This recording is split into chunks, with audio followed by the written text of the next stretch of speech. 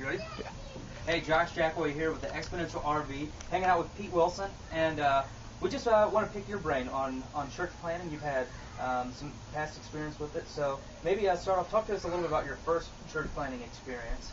My first church plant was in Morgantown, Kentucky, and that's kind of it's about an hour and a half from Nashville. It's northwest. I was a senior in college, and I had zero church planning experience. I didn't even know church planning organizations existed. I just knew I didn't fit into the traditional church, and I served as a youth pastor for about 3 years. And I stayed up one night reading Rick Warren's Purpose Driven Church. I read it in one night. I was just flipping. I was like, oh my gosh, this is cool. This is exactly what I thought about in my mind and my heart could be possible. And so I read that in one night. The next day I just said, that's what I'm going to do. I'm going to plant a church. And so a couple months later, I started the church. I guess I was 21 at the time. Wow. And did you do that with a team of people or just by yourself? Not really. I did everything wrong in this church plant.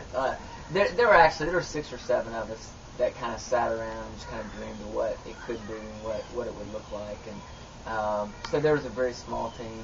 But we didn't do any of the things that, according to church planning textbook, you should do. We didn't raise money. We didn't have preview services. We didn't do any of that. Our first service, we had one dude that showed up. One No person. way. That was it. And he got a lot of attention. I mean, a lot. You guys smothered him. Oh, we loved on that dude.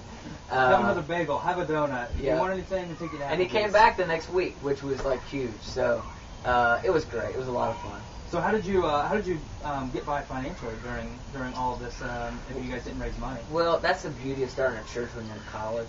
I could literally live off $20 a week. So a lot of mac and cheese, So it didn't take a whole lot. But luckily, the church really did get traction fairly early on, and we had enough to kind of sustain it. And that was bivocational for the first year and a half, something like that. Okay. Now, what about when you came here to Nashville? How did your church planning experience here compare with Morgantown? Well, it was different just because Nashville's a larger city, so it took a whole different strategy for us. So, there's a lot more planning, a lot more involved. We did basically a Bible study for 3 or 4 months. Really? Just kind of meeting. Out of your home, or we probably met in 5 or 6 different places actually. Okay. We kind of just rotate around. Eventually, we landed at this little church that didn't have Sunday night services, so we would meet there. And so we just kind of literally no thrills. I mean, it was just straight up Bible study. And just kind of met and kind of worked through the book of Acts, actually, just trying to discover what a biblically functioning community would really look like for us. And so that's how it started 7 years ago. Wow. And so what are you dreaming about for the next 7 years then? We're spending a lot of time these days just trying to figure out how we can have the most effective and largest impact in our city. So we're talking a lot about just missions. We're talking about just our strategy for how we're really going to impact the city outside of our Sunday morning service. We spent the first couple of years, I think, trying to effectively build a church that could attract people through our weekend service. And we've probably spent the last 4 years trying to turn that corner to say, all right, now that we have a church kind of looking the way that we want it to look, how can we really impact our city and get it outside of these 4 walls? So that's what we spend a lot of time on these days. Now, looking back over the last 10 years that you've been a part of church planning, what are some things that you say, man, I wish I wouldn't have done that, or I wish I would have done this differently? That's a great question. I've made a ton of mistakes, a ton of them.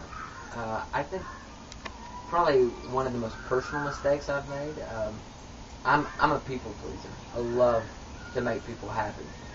And so I made a lot of decisions early on strictly out of trying to make people happy and trying to be loved by them. Like the direction of the church? Yeah, direction of the church. It didn't matter what it was. I spent a lot of time trying to make little, factions of the church happy with me personally. And in essence, at times probably gave away chunks of the vision that I then had to go back years later and really fight to recapture.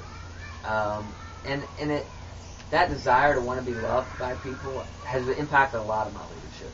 And so over the years, and really over the past year specifically, I've tried to to say, all right, not how can I be loved, but how can I be loving? And it's really impacted a lot of things in a different way. And I've had to try to empower a lot of people around me and allow them to really lead and pastor well. But I had to let go of a lot of things that I tried to hold on to because I wanted to be loved, and instead of trying to be loving. So it's been a real journey for me, but that's probably one of the biggest mistakes I've made in church planning. Well, what's keeping you awake at night? Like, what do you feel like God is like speaking into your soul that you just want to get out there, that you feel like, man, I need to share what God's speaking me to the people who are watching on this video? I've talked a lot lately about this crisis of transformation in the church, and that I think that people are going to church and they're attending a lot of our churches, but they're not changing, they're not transforming. So you have people going and they're participating in our ministries and they're going through our programs, but they're not becoming more like Christ.